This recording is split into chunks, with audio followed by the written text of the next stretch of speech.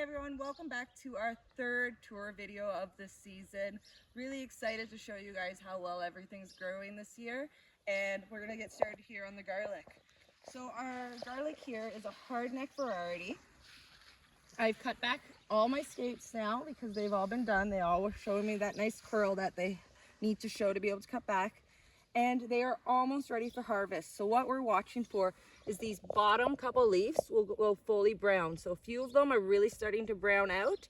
And then once the bottom couple leaves are brown, we'll be able to pull these from the ground and we should get nice size garlic bulbs. Last year, typically our bulbs would have about 4 little tiny florets per garlic bulb. So it's been a slow process on extending the size of our garlic bed because we want to eat some of the garlic as well, but we're slowly extending this, and by next year it should be double the size. So that's really exciting. Next, we're going to talk about our onions here. We're really pleased with the progress of our onions so far.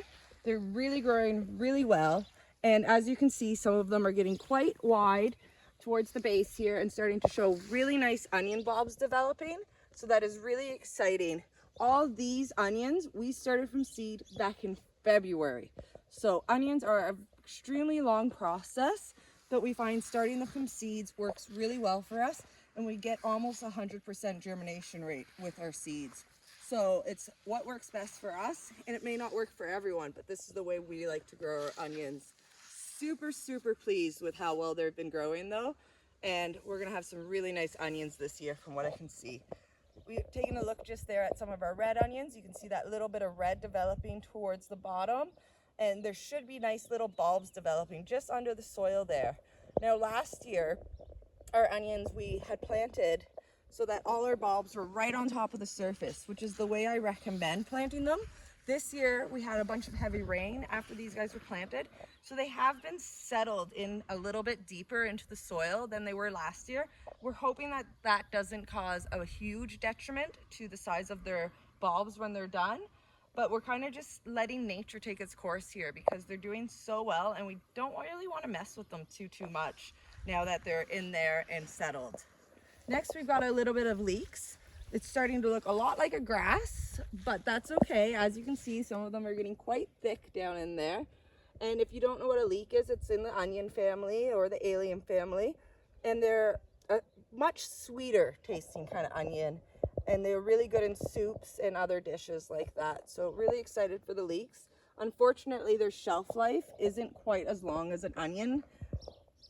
They do need to be eaten fresh, so we'll be having lots of leeks once these are ready in the fall. And then next we've got our wax beans. Our wax beans have beautiful little pink flowers on them, so it gives a little bit of color to our garden, because this year we did not get a chance to plant as many flowers in our actual garden as we did last year. Last year we had many more marigolds. And as you can see in here, there are some beans developing, so over the next week or so we should be able to start collecting our bush beans or wax beans from our bushes. The exciting thing about these bush beans is they will keep blooming as long as you prune them out. So pull your beans and they will keep giving you more beans. So that's really exciting that they will just continue to do this right into September for us. And then we've got our potatoes. Some of our potatoes are looking a little bit sad right now. We've had extremely hot weather the last week to 2 weeks, and our water that we collect has been dwindling very quickly. So we've been hand watering everything and trying to get into these potatoes a little bit more to give them a little bit more water than we have in the past, just because as you can see, some of them are yellowing off a bit and we don't want them to be finished yet. So we've been giving them extra water for the last couple days, and they are turning around and looking much happier now. So that's our potatoes. There is the 3 different types in there, and it seems to be the one type of potatoes, I believe the red ones, that are giving us the most trouble this year. Next, we're into our brassicas. So we've got our broccolis first. We are starting to see the white cabbage butterflies coming around, and I apologize, we actually have our Brussels sprouts first. And you can see some tiny Brussels starting to develop along their stalk, but they are definitely slower. I'm also seeing on some of these a little bit of damage on the leaves from probably caterpillars getting in there starting to eat them. I'm not seeing any actual caterpillars yet, but there's definitely been something in, especially this guy, eating it. So these white moths that you can see flying around, they are starting to become a problem, and we might have to actually get our covers out. We do have a row tunnel cover that we have for these brassicas, and we might be putting those back out now that these butterflies aren't being blown away by the wind anymore. Next, we've got our little bit of broccoli. Really pleased to announce that we've got a couple broccoli heads developing. Just looking at this one here, you can see how some of the florets are looking a little bit larger. And that's just because we've been so warm here. Broccoli and most brassicas do like the slightly cool temperatures. And as it gets warmer, they will start to bolt, so they'll go to flower. And as they go to flower, then the flavor disappears and it's just not quite as good. Now, broccoli flowers are edible, so that is always a plus. So if you do miss a floret a little bit late, you can still get in there and eat it. And a broccoli flower will taste kind of like broccoli, shocker. But moving along, you'll see our cabbages are still looking a little bit yellow. We did have a viewer suggest that we lay some bone meal down. So another alternative to bone meal that works if you don't have bone meal is eggshells. So we've taken some eggshells, crushed them up into a powder, and they've been added into our garden here to help out our cabbages because they're also really high in potassium and calcium. Get those butterflies out of here.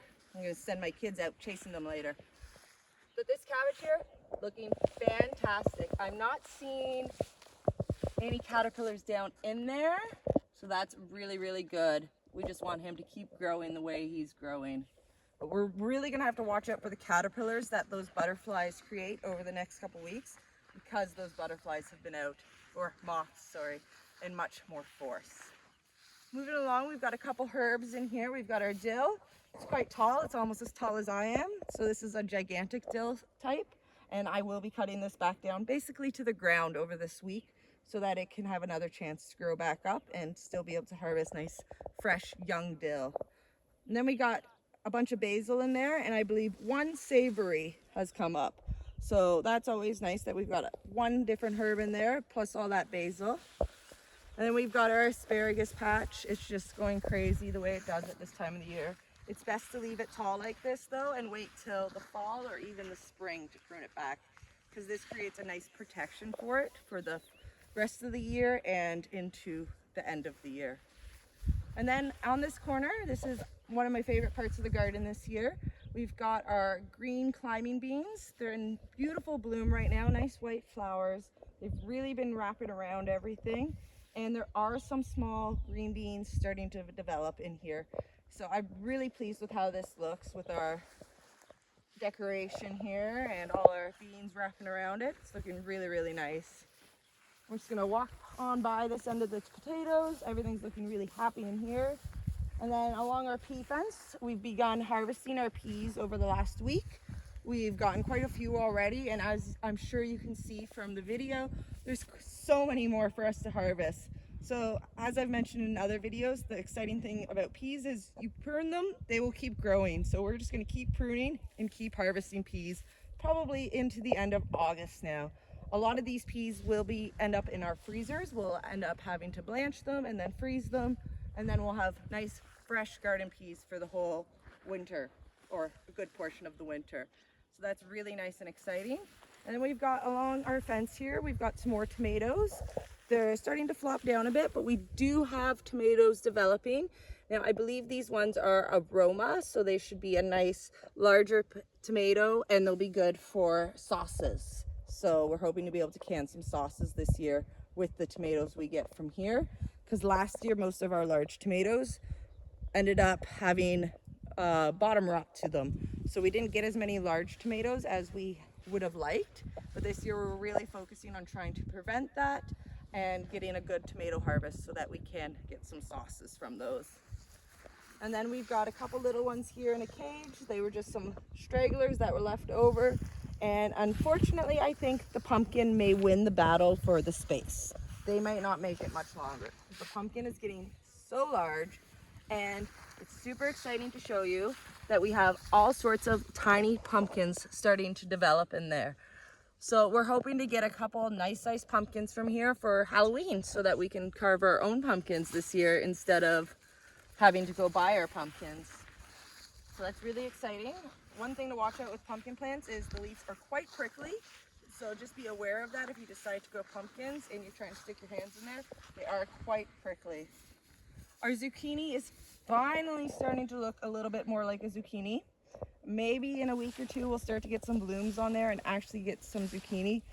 They gave me so much trouble this year. Those seeds just did not want to germinate for us this year at all. We just had such a cool start to our summer, and it really affected the zucchinis. They were not happy, but it's so nice to see that it's grown and it's getting big, and we should get blooms on that soon.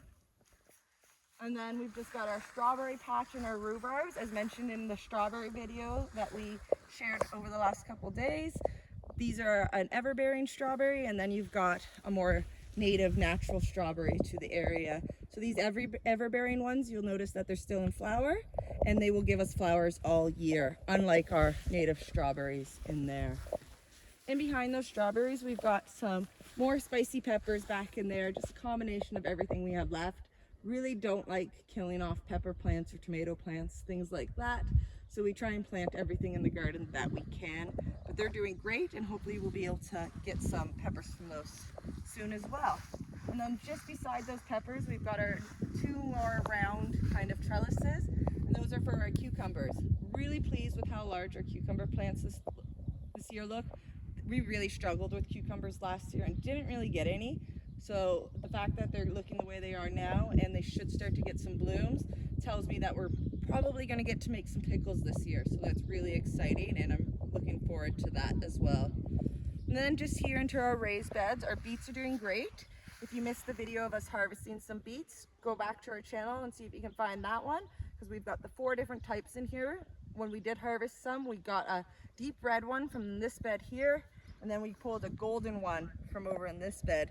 The golden ones are slightly less flavor. They're just not quite as bold of a beet flavor. A little bit sweeter as well, which is really nice. Our lettuce bed here is getting quite full though, and I do need to get in here and clean this out pretty good. As you can see, some of these types of lettuce are going to bolt, so they're going to flower. I'm undecided if I will let them flower to try and collect seeds, or if I'm just going to kind of pull that corner out altogether. You'll be able to see the difference of that by next video though, because if we do pull it, it will look quite empty. And then our herbs along the front side here are doing quite well. So we're really happy with that. Most of these herbs are types of herbs that will grow back every year. That first one there's a pineapple sage. It's got such a sweet, beautiful smell to it. Can't wait to have it with some fish or something like that, or even chicken, because it's just got such a nice flavor for that. And then we've got some rosemary and oregano. The rosemary was bought this year because we were having trouble growing some rosemary, as you saw from our video that I shared our actual little pot with rosemary. And then all the oregano and thyme in this bed has been planted from seed. So it's really exciting when you can grow your own herbs from seed. And the oregano and thyme do come back year after year. So our goal for these little triangles is to just fill them up with herbs that will come back year after year, so that we have all that joy every single year. And then we've got some smaller onions just in this bed here. So that's really good. They're looking really nice. I believe these ones are supposed to be a green onion, so I should be able to harvest some of these soon.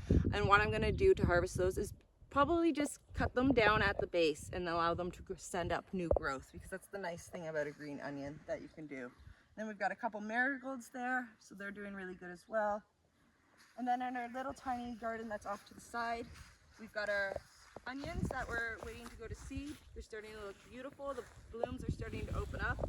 So like I've mentioned in previous videos, they are like an allium. They'll open up nice bulb flowers. So it's going to also help us attract some more pollinators over here and really help out these black opal cherry tomatoes that are in along this fence. They are looking quite bushy, but that's okay because they've really struggled this year because of that slow start we had. So now that they're looking bushy, we're just going to let them do their thing, because last year we did that and we got so many of those black opal tomatoes, and they're such a sweet tasting cherry tomato. So good, and a nice purpley color. Can't wait to share those with you guys and show them to you later on in the season. Then we're going to step back over to the main garden. I'm just going to step into the garden here and show you some of our celery. So these celeries are getting quite large. Really excited about this. so soon we'll be able to get some celeries into our bellies, but that is super exciting, and we can't wait for those to grow even bigger. Then we've got a couple tomatoes there as well. These ones I believe are also in the Roma family, and we've got a couple tomatoes developing. We did have a walkway here, but this tomato has chosen to take it over, so I will be going around to get to the other side, but that's okay. We even have a bee in here pollinating for us right now, so that's really exciting. Love seeing the bees in our garden. Carrots are looking quite tall. They're almost up to my knees, some of them, so that's really good. A couple different types in here, the rainbow ones at the back and then just your classics at the front. We have pulled a couple carrots out so far. They're not quite ready. Our dogs were really pleased to get little carrot snacks. Carrots are really good for your dog's teeth. If you have dogs, they make the best teeth cleaners for dogs, much better than a bone or things like that. A carrot works so well, a raw carrot. So if you have dogs at home and you have dogs that have teeth problems, give them a raw carrot. Right from the garden's even better, but if you can just get one from the store and give them a raw carrot, you'll notice that really helps their teeth out. And then lastly, I'm just going to climb in here to the middle because I couldn't get by that tomato and point out our bell pepper plants. So our bell pepper plants are looking a little bit bushier than some of our hot pepper plants, but they are starting to grow and they are starting to develop, and they've been a little bit slow just because of that slow start we had. So really happy to see that they're starting to develop that. Last year we planted mini bell peppers and they were really good, and we tried to harvest seeds from them last year and we just had really poor germination rates. So unfortunately we don't have any of those in our garden this year, but next year we will be adding them back in. And that's it for today's little tour and update of how things are going in our garden. So if you haven't already, don't forget to like and subscribe, and we'll see you next week. Bye now.